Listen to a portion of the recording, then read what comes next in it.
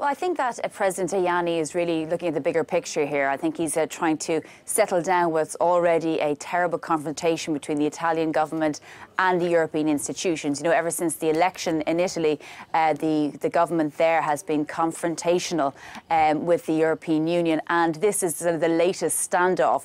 As we know, the European Commission has engaged in an unprecedented step, which is to reject the draft proposals of the Italian budget, saying it's not servicing its debt. It has problems with the way it's going to spend its money. It has problems with its forecasting, even though the deficit levels actually remain within Eurozone rules. And also the Italian government, you know, to their, I suppose, credit, is saying, well, the French government has for 11 years has consistently not met its budget targets, but nobody confronts France in this way. But Tajani is also thinking about the fact that there's a rising level of Euroscepticism amongst European citizens. And we see there's a rising level of Euroscepticism in member states, and parties like this will suddenly maybe find themselves at the forefront of the European Parliament in the elections next year, or at least find themselves in government. So he's looking about settling this latest confrontation between the EU and the European Parliament. And as well as touching on that Italy question, Tajani also spoke about Nigel Farage last night.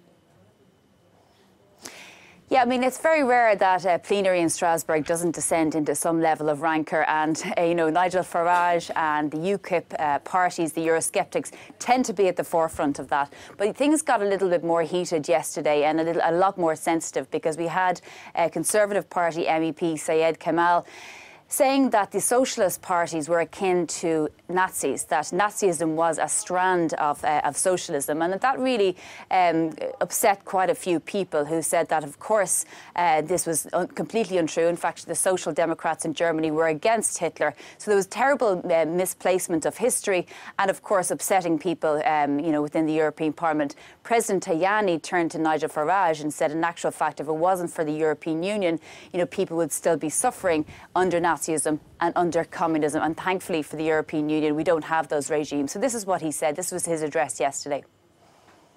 Thanks to the European Union, we have peace in Europe.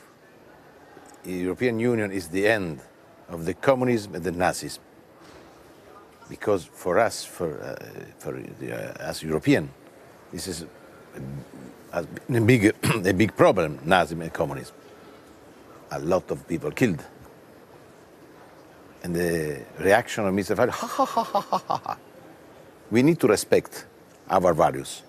I respect the people in favor of Brexit. I am against, but I respect. You could see, of course, you know, he got upset there during the interview. He was also quite angry in the plenary yesterday. I think that's the tenor of the debate we can expect, unfortunately, between at least now and March, when Brexit happens, and in the lead up to the European Party elections. European Parliament elections, I should say.